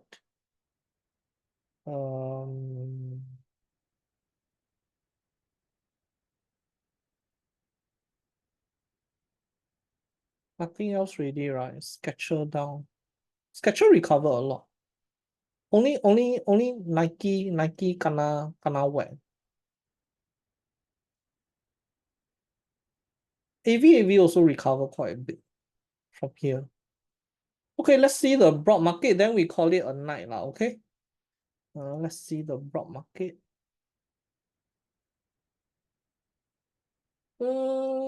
Not that strong. It came back down. Oh, it just came back down just a few minutes ago. Nasdaq Nasdaq also coming back down. VIX is down. Oh, the yield suddenly chung up. The yield chung up, yeah. Yield suddenly chung up. Is it the Michigan expectation? But it's lower what? 3%. Consensus 3.3. Oh. What's going on? How come the yield went up? What's the time now? It's 11. Yeah, correct, right? 10, right? At 10, it started to chung up.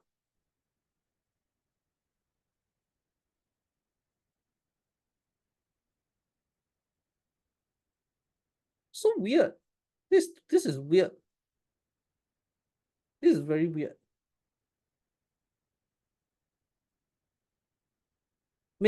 Is it like now they scared deflation ready? Cannot be also what? I thought this will cause a rally. But end up, yeah, the yield rally, the yield rally, not the market.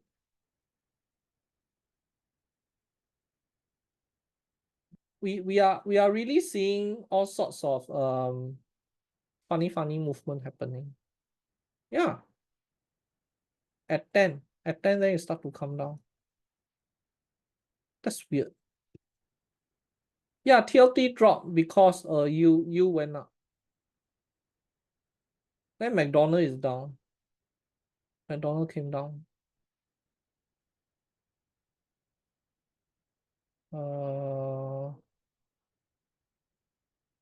Micron also came back down. Mondelez went down.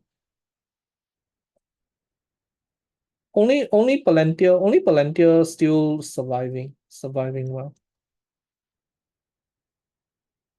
Yeah.